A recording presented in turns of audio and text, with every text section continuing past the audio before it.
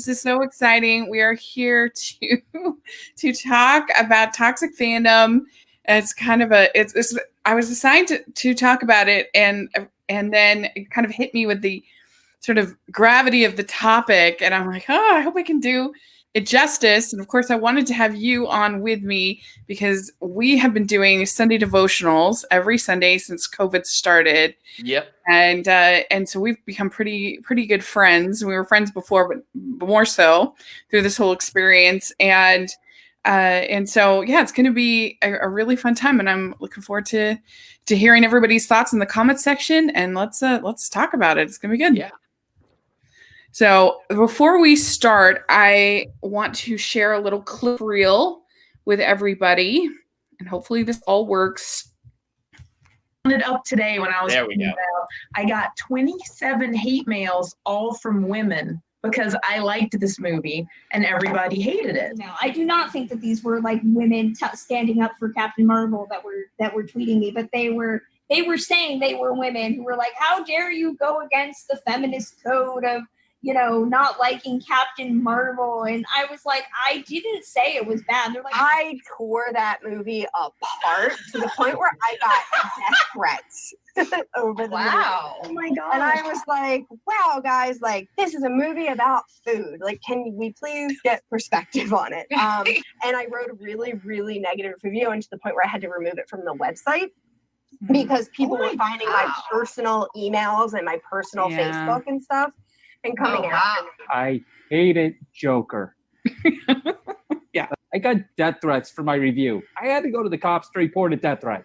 And that was not a fun experience. I mean, having to pretty much turn all your social accounts private, warn your family about death threats and all that fun stuff. I mean, there was someone on Instagram that pretty much was doing targeted harassment. The biggest thing that was the problem that got me targeted in that movie review was because I was only, I think, the third critic to give it a negative on Rotten Tomatoes, and I was the first and one of the only women. And so there was an organization called F Marvel Tards that tagged me. I know they did. And because I got the tag notice, whatever, and they sent their goons out after me, and that's when I got the mass shooting threats, and it was insane.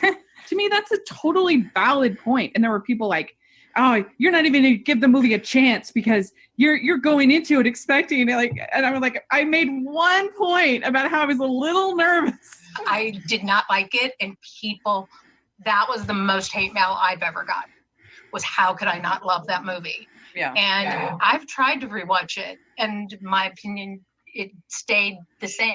Like saying these horrible, I mean, not just you suck as a reviewer. I mean, that I'm used to, but he really went for the jugular about me being Jewish and about me being male.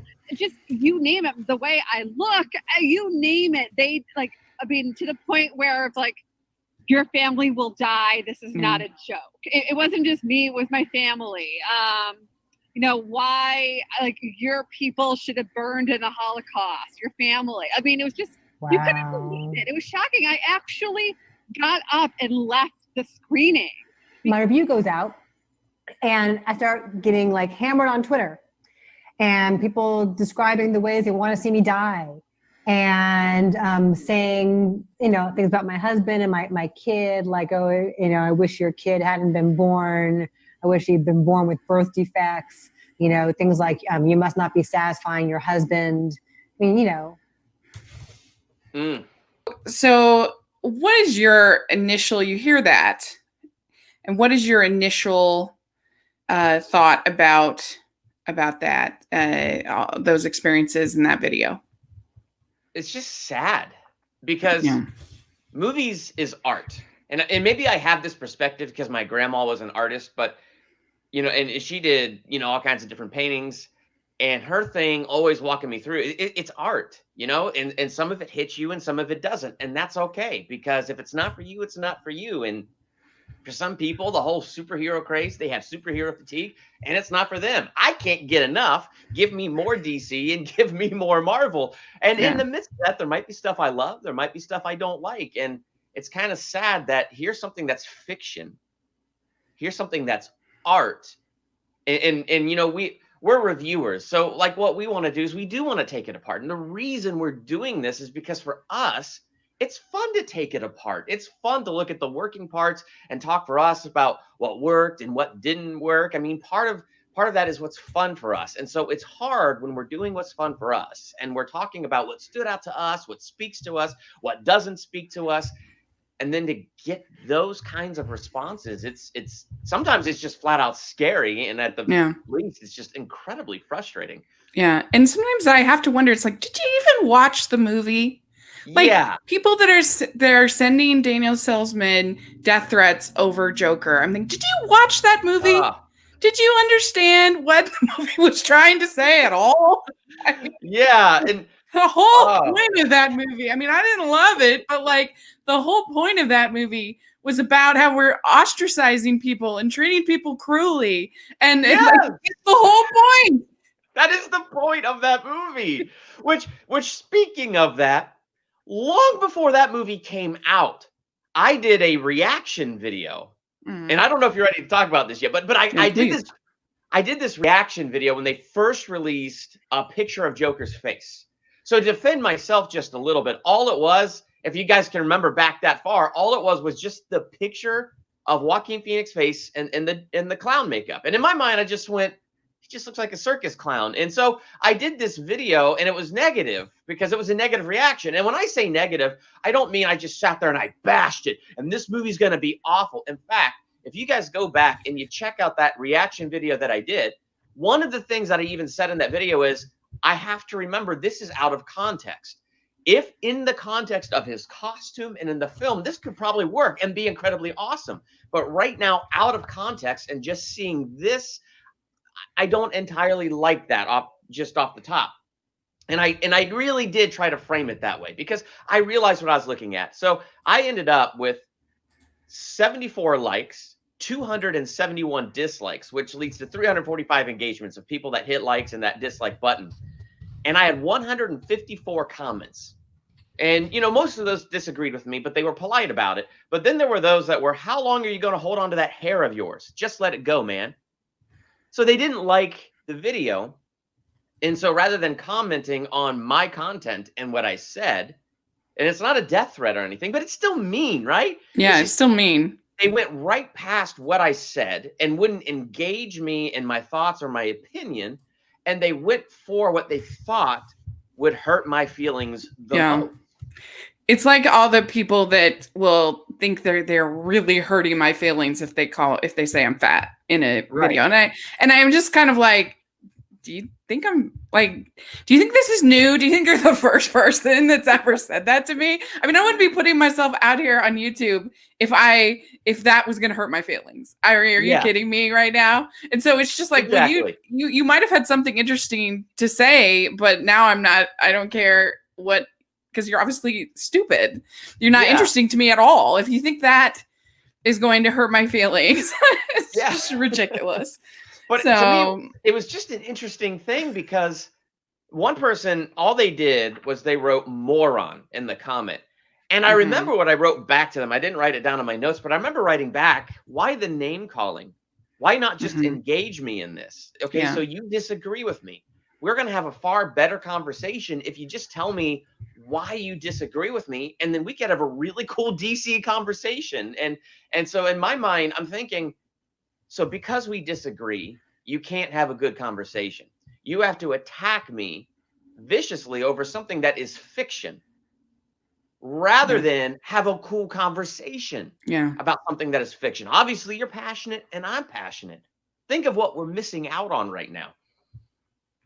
Yeah, the chance to be passionate together. And in discussing toxic fandom, I don't think that we are saying to whitewash and to give bland answers to things. I want your passion. I want you. Yeah. Like, I don't have any problem with people even strongly disagreeing with me. I encourage it, but it's just, it's so frustrating because sometimes people will actually have a pretty decent comment and then they're like, you know, then they'll end it off with you fat, you know, whatever. And I'm like, well, you just ruined it. You were doing so good. Yes. It's like, I was pulling for you.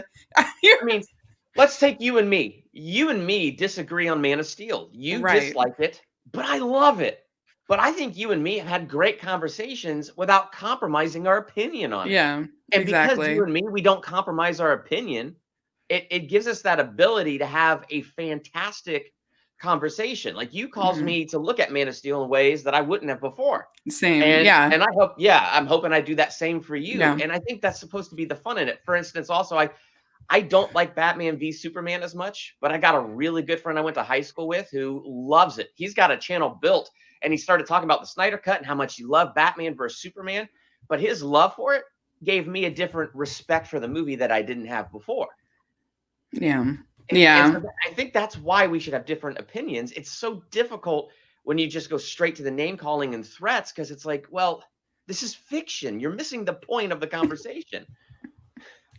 Yeah. So we're getting in the comment section, we're getting some good feedback here. We have Haley, she says, the only issue I have had is not being a huge fan of Parasite and people telling me that I wasn't clever enough to understand it.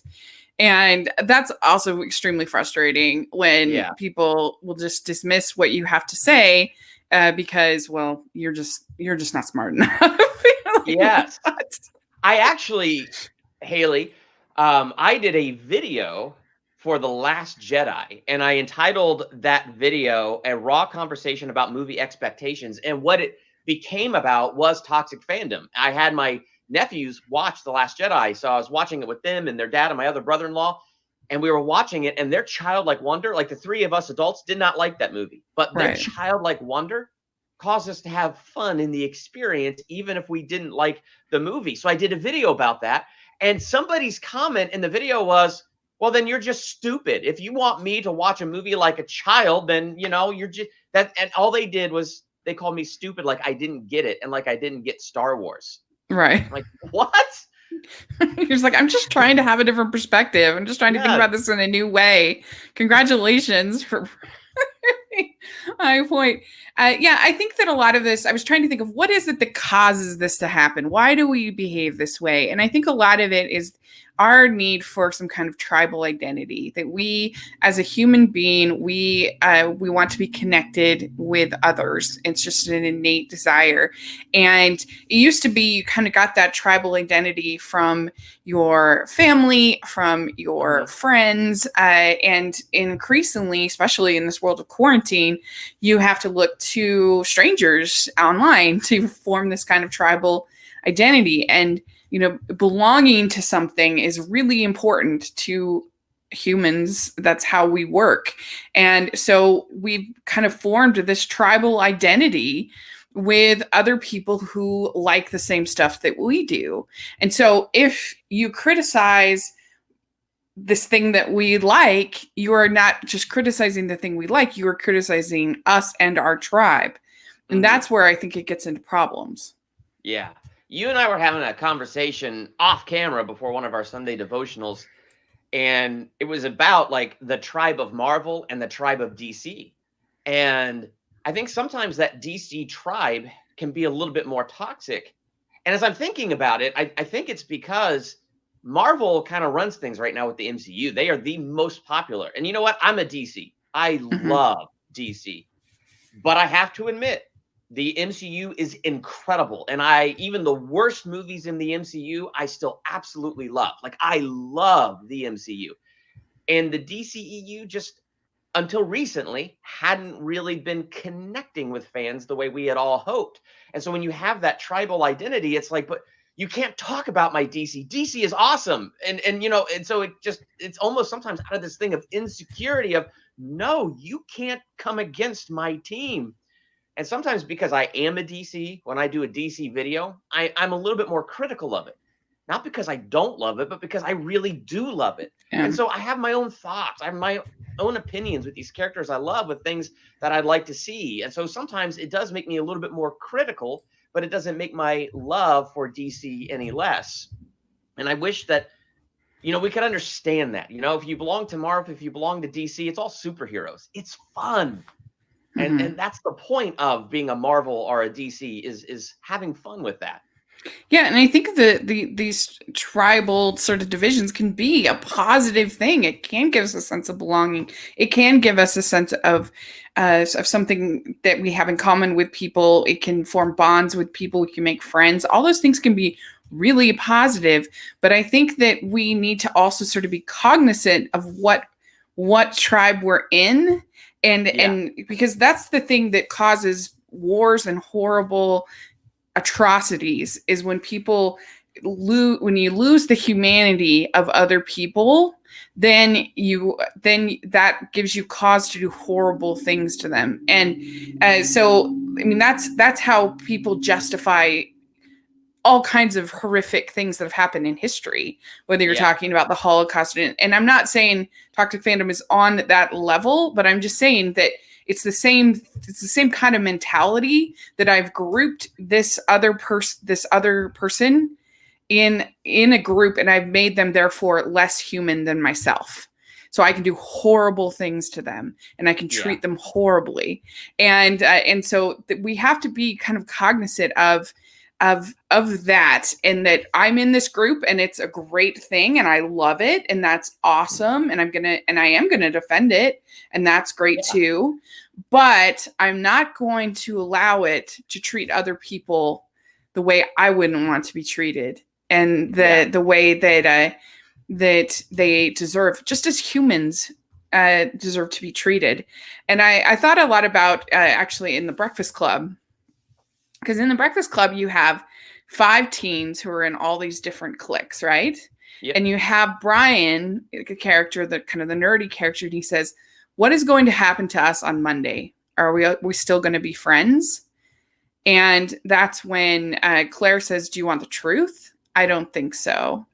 And then they kind of hash it out that basically, like, she's not going to be able to be friends with him because of her friends. And they have this whole situation. And I think that the internet only confounds that, because not only are we behaving differently in groups, but we can be keyboard warriors and not face social or personal repercussions of our behavior. In the Breakfast Club, they're all shocked when Brian confesses about his suicide attempt. But on the internet, you can tell somebody to commit suicide and face no major social repercussions. Yeah. It's weird because, like, being able to, in a sense, hide behind that keyboard gives this false sense of superiority. Like, they don't see my face. And to be honest, like, to them, we're just the thing on the screen. So they're seeing our edited videos and that polish, and that's what they're railing against. And so it's not something human they're railing against, and they feel safe behind that keyboard. But then I also got to say this to fellow YouTubers: you got to be careful in your response, because you never know when that's a 12-year-old. Like sometimes you don't know who's on the other side of that keyboard, nor does the person on the other side of that keyboard realize the human that is delivering that content. It's too easy. Even like you said in your example, like, we get in our cliques, and it's so easy to get separated by that and miss the humanity. And the internet does a good job of helping us miss that humanity all the more. We got to remember, we're all humans. On each side of that screen, we're humans. We got thoughts, we got feelings, and we got to remember that. Yeah. And then if you imagine that these people are your brother, your sister, or one of your tribe members, like, how angry would you feel if one of your friends was told to go kill himself? And yet that happens all the time. And you're just like, what? And it's especially when it's just people that are trying to do their job, like, if it's that they a lot of times don't even really want to put themselves out there. It's not like they're making really contentious videos or something like that, right? They just they're just doing their job, and they're just reviewing a movie because that's their job. And like the propagandists, I can kind of understand a little bit more, but nevertheless, like, you should treat people the way that you would want to be treated. I mean, it's the oldest lesson in the book. Yeah. It's funny because I've had some cases, even recently, where people have commented such rude things on my channel. And, it's weird because it does strike a chord. Like sometimes I read that stuff and I'm like, you don't even know me. Look at the judgments you're making. And I want to type something mean back, but I found in some cases, and probably my favorite, in my first year of YouTube. So I'm still learning how to review movies. I'm still getting my feet under me. I don't know what I'm doing. I reviewed a movie and I gave it a fairly negative grade. And this guy, he just absolutely blasted me. And, he's, let me see if I can find like the rudest thing. I think you're a hater is all, and your review sucked, and you didn't even give good reasons for not liking it. You should save your light bill and not make reviews anymore. And ended that with a smiley face. Yeah, right. And so I responded saying, I appreciate your feedback, and said, I'm have a spoiler talk coming out where I get into more detail about it. Yeah. And I got really nice about it. And the guy wrote, he wrote back, you know what? I'm going to subscribe because you handle trolling well. So the dude admitted that he was trolling me, and it was a mean comment to be mean, but he then was nice and went the next level and watched my spoiler talk and commented, goes, that was much better. See, you gave your reasons. And I was like, okay, so by responding nice to this guy, I humanized him. And in the process, it humanized me to him. And this isn't in every case. Some people are just mean and they're not going to do this. But I found when I treated him the way that I wanted him to treat me, it went past that guard. And he ended up becoming a subscriber in those early years of my channel. Yeah. And you can say that you think I'm an idiot. I don't have a problem with that. Yeah. If you think that my review is stupid, that's fine. That's a valid point. Fine. That's fine. But it's just when they take it to that next step is where the problems reside. And when I'm having to notify the FBI of a mass shooting threat because of my review for Shazam, that's where we're getting into problems. Exactly. We cross the line. And that's beyond the pale. That's just like, come on, it's Shazam. All right. It's a fine movie, but it's Shazam. Like, it's fine. Like, if people, I can totally see why people loved it. And I didn't hate it. I just couldn't give it fresh. And that's one of the problems with Rotten Tomatoes is that no, people don't care what you have to say or your reasons. You gave it rotten. You hate it. You're awful.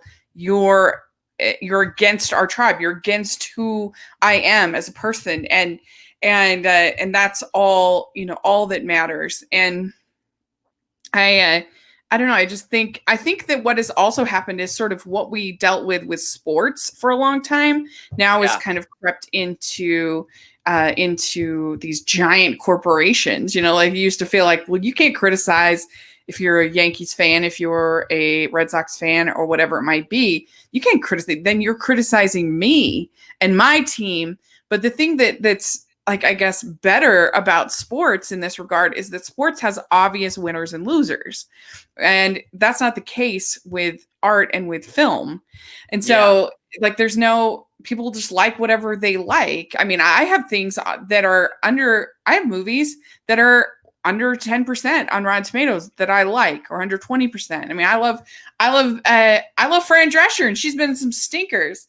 I still love her. And and so, it's just, it takes that mentality over that we have with sports. And now it's these giant mega corporations who know how to fan these flames and to do things so that they make money off of these toxic fandoms. And whether it's DC or Marvel or Star Wars or whatever, don't think for a second that these giant corporations don't thrive off of this kind of negativity, for sure. Yeah. Well, it's amazing how negativity works, because it's like people love to hate. I worked in Christian radio for about 14 years, and two of the stations I worked at were talk stations. And some of the shows that had the highest ratings and the most listens are shows where they were so abundantly opinionated and kind of negative in how they gave their views, because people like to argue back. So what I found, like, for instance, in my Joker reaction, like I talked about, there were 345 people total that hit the like or dislike button. 271 dislikes, 74 likes. 154 comments total when I had a negative reaction to that picture of the Joker. Well, the next day, they released the full costume, the full makeup, and it was showing the footage of him in that subway, and he threw the clown mask in the trash can. And when I saw that in motion, I saw it in action, I saw the makeup with the costume, I went, yeah, that works. So I did a second reaction video, and I had 119 likes, 20 dislikes. So that was only 139 people against 345 in the first video. So less engagement, even though, and less comments. I had 79 comments versus the 154 comments. So it's funny, when I went more positive and it was less argumentative, I guess, I had a lot less engagement in the comments and stuff. And that's kind of disheartening, because on my channel, I don't want to be negative. If I don't like something, I want to be able to say that and say that freely. But there's ways you could do that without, being negative. So I try to do it that way. But it's funny, because that Joker thing became a very interesting lesson in me, because number one, I'm not going to react to costume stuff out of context anymore. I did not like the reactions I got when I reacted to the Joker that way. But number two, it was a real revelation to me, like how that works and how the studios can thrive off of that negativity, because it really does fan the flame. So my first reaction video fanned the flame, and I had a ton of stuff in the comments. And the second one didn't fan that flame as much, because I saw it and I went, okay, see, this is what I talked about in my video. Now I've seen that makeup in context. I've seen it in action. And they should have released this first. And I really liked what I saw in this, and it had less comments. And I was really surprised by that. Yeah, it can be really discouraging. And Haley in the comments, she says, I love Star Wars, even the latest film. And I'm steering clear of reviewing on Instagram because I don't want to attract the people who get quite nasty with people who enjoy these movies. And that makes me sad, because we're losing her voice. And I don't fault her at all for doing that, because I can totally relate. I held off reviewing Birds of Prey for a long time. I finally posted my review along with my friend Ryan Kim, who does a podcast with me every Friday. So I had another person to kind of talk about it with, and I felt a little bit safer there in doing that. But I held off because I was scared.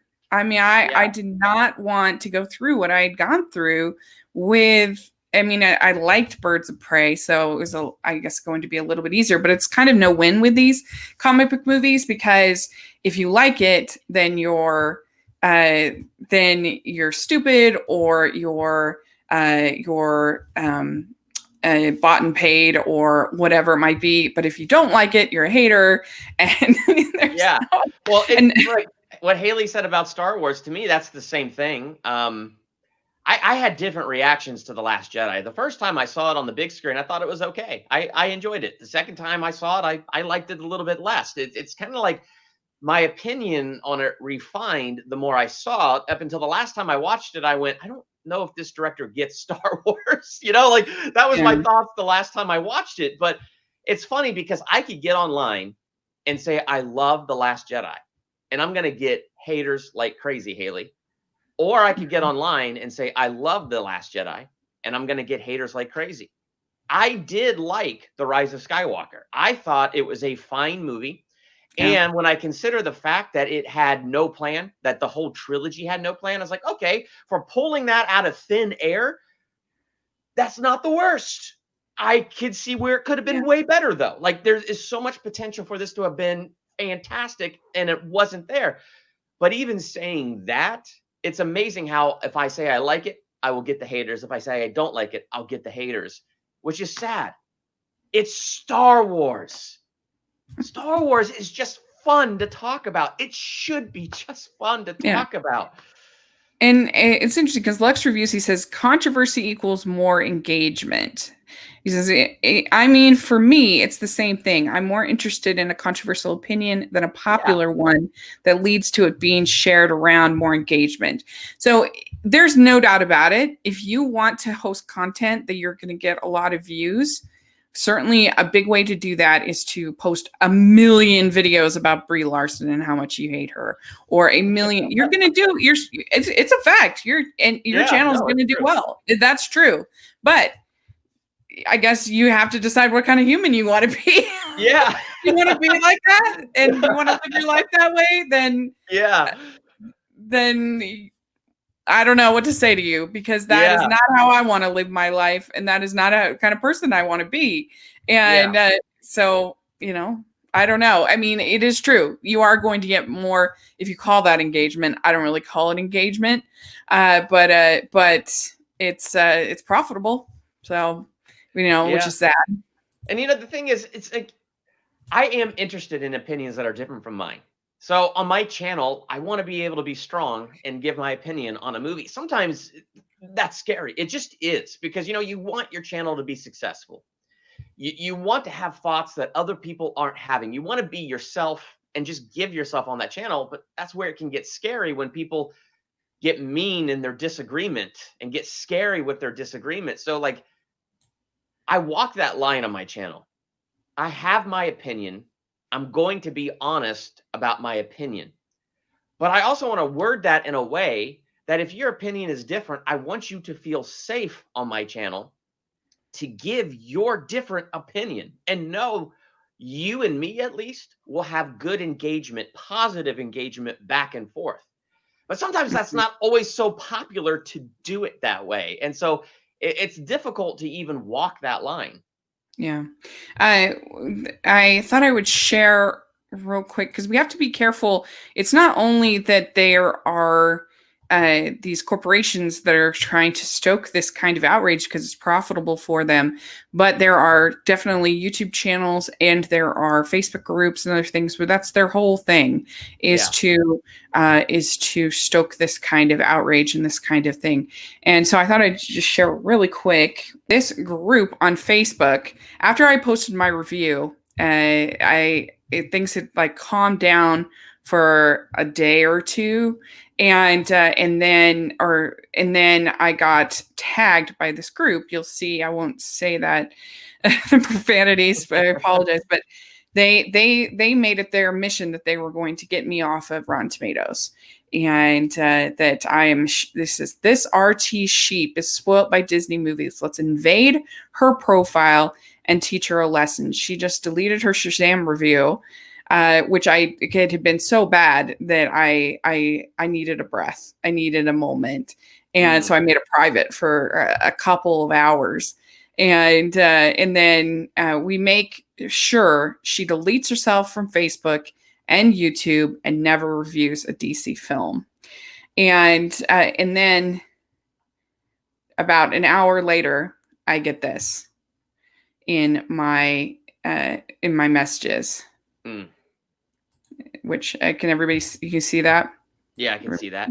So then I get this threat, and where they're going to kill me and my family, and it was an insane experience. And I have to say, as far as the positives, is I did realize who my friends are, and there were so many people who were horrified by this and supported me. I see Sean Chandler's in the comments, and he was incredibly supportive of me.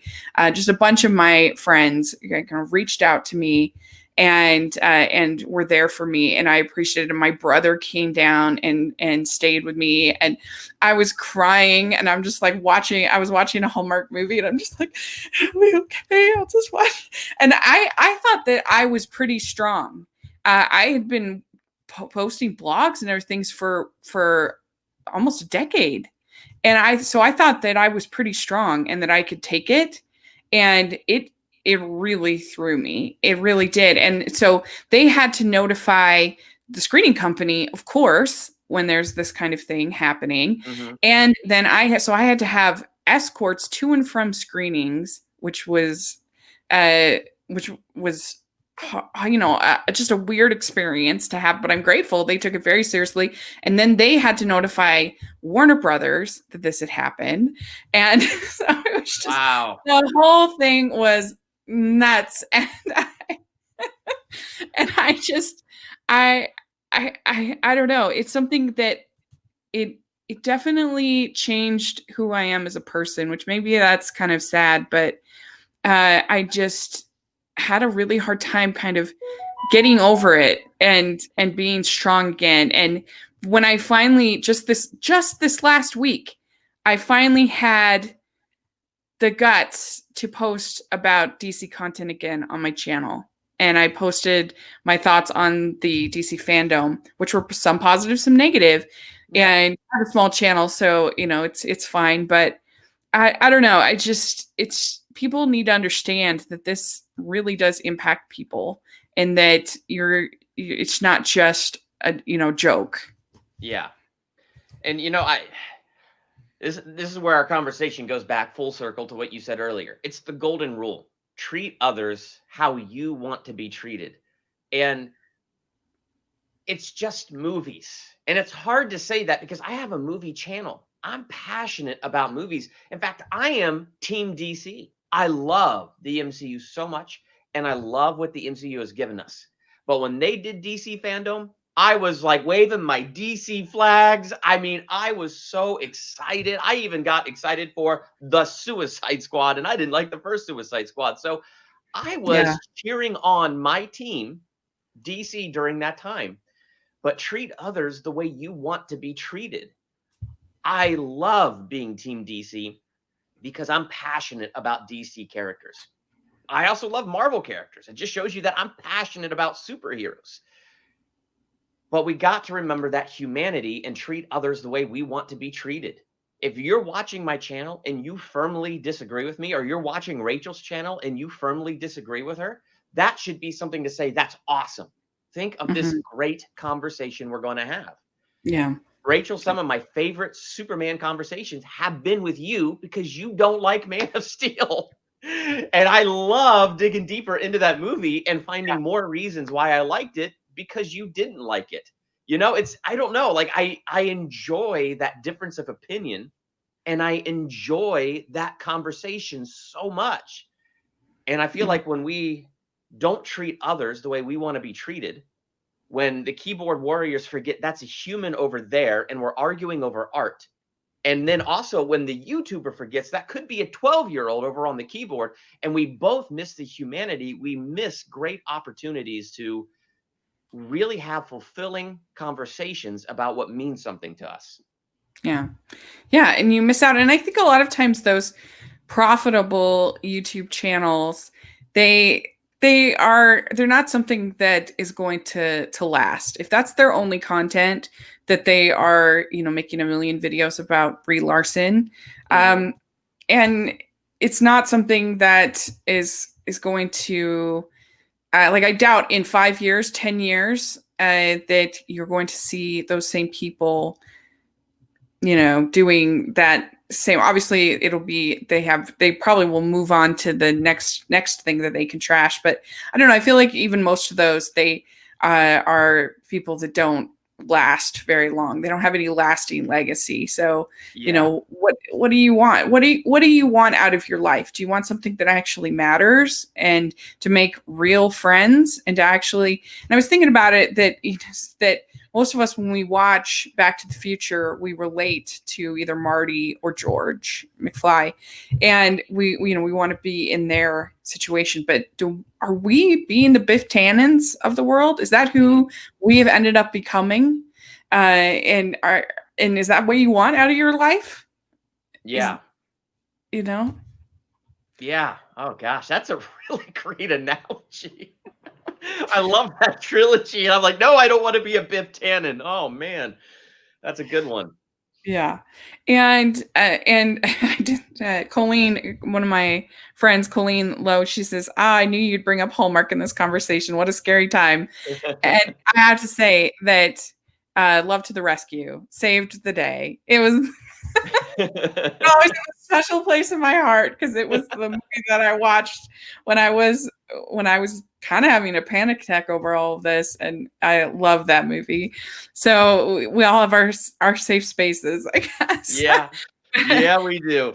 My safe space, 1993's Jurassic Park. Such a fond memory. And I did a ranking video of Jurassic Park probably about a year ago, And just the other day, somebody commented, only weak people like weak movies like this. So I asked, what's your favorite movie then?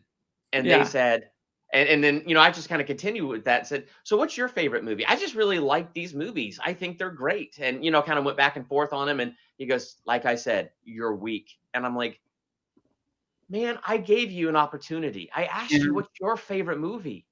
We could have had that in common. Like, if you seriously, you missed something great because you insulted my taste. But that's the thing, it's my taste. So tell me about yours. Yeah, I mean, and decrying toxic fandom does not mean making a whole bunch of yes men. No. It's about treating people with respect and being interested in what other people have to say. And I think that when you think about that YouTube video that you and I did with Ren and Chandler about Man of Steel, like that was one of the most passionate videos that I've been a part of. Yeah. We had really passionate discussion, but it was very respectful and it was so interesting. It was so much better. And so it does not mean that you just have to be a yes man to whatever is popular, whatever is going on at all. Yeah. And in fact, I try when I put out a podcast, I specifically try to have different opinions as much as possible about things. I'm not interested in gush podcasts, as I call it, where people are just saying how great they think something is. Like, to me, I'm interested in critical analysis. I'm interested in having a discussion. And so that, that's what we try to do. Even at something like Hallmarkies podcast, you'll see tomorrow, if people listen to the Hallmarkies podcast, the live episode that we're going to be doing, you'll see the kind of discussion that we have where we talk about the good and the bad, and even about these silly Hallmark movies. To me, that is interesting. That's where you want to be. That's something that I think is actually going to last. That's something that's going to have a legacy of people enjoying your content as opposed to being a trends chaser. It's not going to last. You're just going to be replaced by the next person instead of having an actual point of view. Yeah. And that's the thing on your channel, not to be a yes man. And that's what I liked about that video that we did about Man of Steel. I mean, they brought you on because of your thoughts towards Man of Steel. They brought me on because of my thoughts towards Man of Steel. And they knew that would inspire good conversation. And they also knew each of us was respectful about the other's opinion. Respect didn't end the passion in the conversation. It just made it something awesome instead of something destructive. Yeah.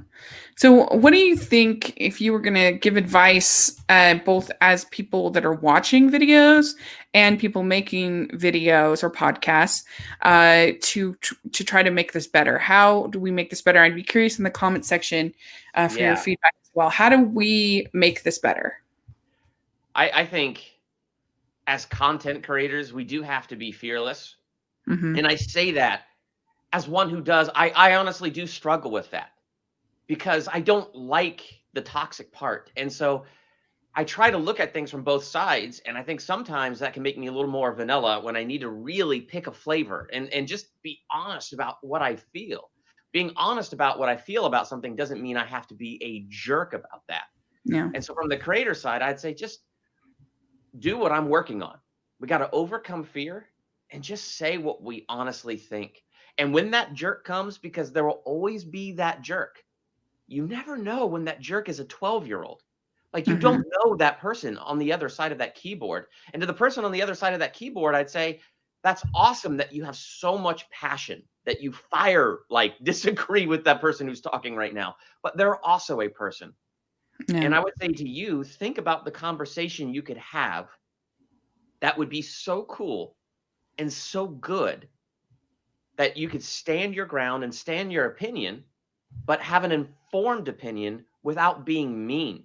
Because when we're mean, it raises the shields and there can be no meaningful conversation. But when we can drop that, the shields will drop and we can actually do what we're intending to do with art, with film, and have meaningful conversation about our completely different opinions.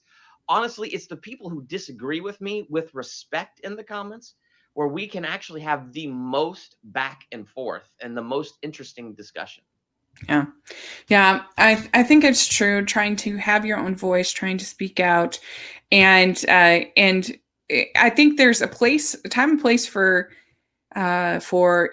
engaging with fans. So there's a time and place for just ignoring that, and there's a time and place. It just depends on where you are at emotionally. I would not feel.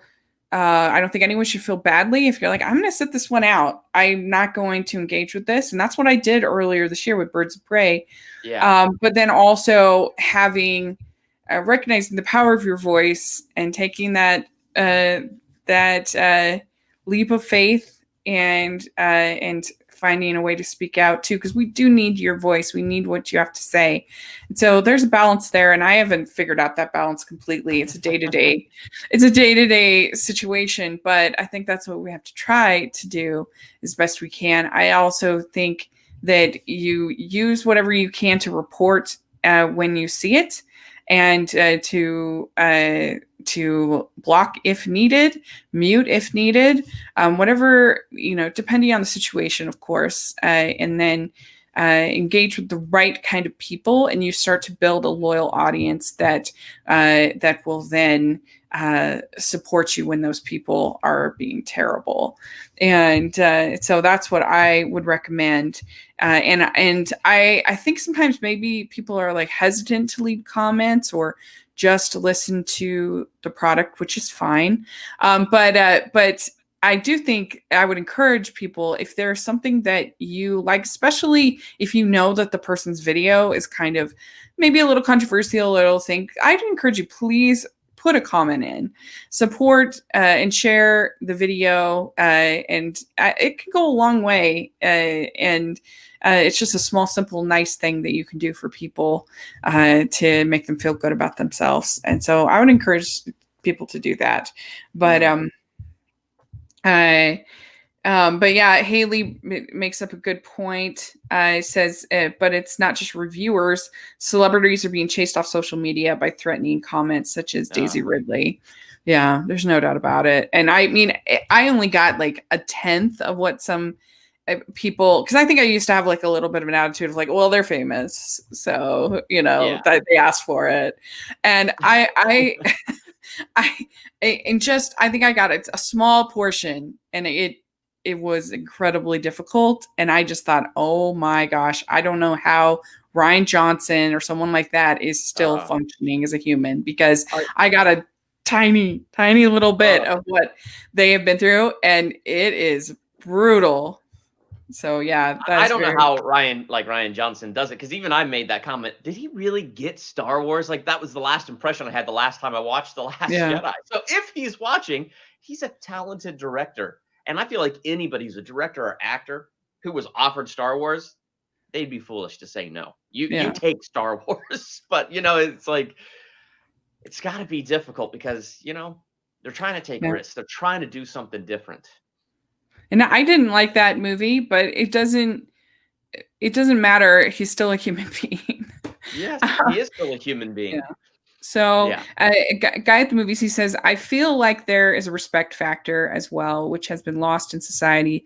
The ability to respect opinions that are different than ours and know that it's okay to disagree. Yeah, exactly. It's fun. Yeah. This should be a fun thing. People should be allowed to have whatever opinion they want to have, and we should have a fun discussion. And we should not be the Biff Tannens of the world. We should be the George McFlys. Yes, please. So we're almost out of time. So I think we covered basically everything. But you definitely realize who your friends are when these kind of situations happen. And I found these stages of toxic fandom. It goes, I love this. I own this. I control this. I can't control this. I hate this. I must destroy this. Yep. Yeah. That sounds like the levels. Let's just stop at level 1. I love this. Let's do it. Can we all agree? Yeah. Yeah. Oh man. So I hope that you all found this interesting as we were talking about this issue, and try to be supportive of your creator that you like, whether it's a blogger, podcaster, YouTuber, and let's all try to be positive influences and not feed into this toxic fandom.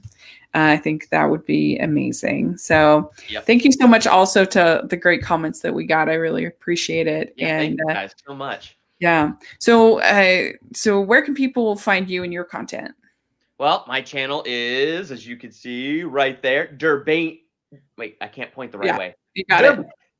Whatever. Durbania. You'll find it. Just type Durbania in that search. I'm the one and only channel that'll pop up. I do movie reviews. I rank movies, but I do this thing called a theological analysis where I like to go through movies and find God and biblical messages in movies and pull that out. And so definitely come hang out with me. I think we'll have a good time with that. Yes, you all should definitely check it out. It's really good. And you can find me at Rachel's Reviews, all over social media, iTunes, YouTube, and on Rotten Tomatoes. You can find me there. And each Sunday since church was canceled, we're both Christian. And so we have been doing Sunday devotionals every Sunday where we try to make them non-denominational Christian. And we talk about a topic. And so last week was on self-confidence. And so we're going to keep doing it until church comes back or whatever. I don't know, but we've really been enjoying it. So if that sounds interesting to you, we would love to have you over on my channel for that every week. And and you can also see me at the Hallmarkies or hear me at the Hallmarkies podcast.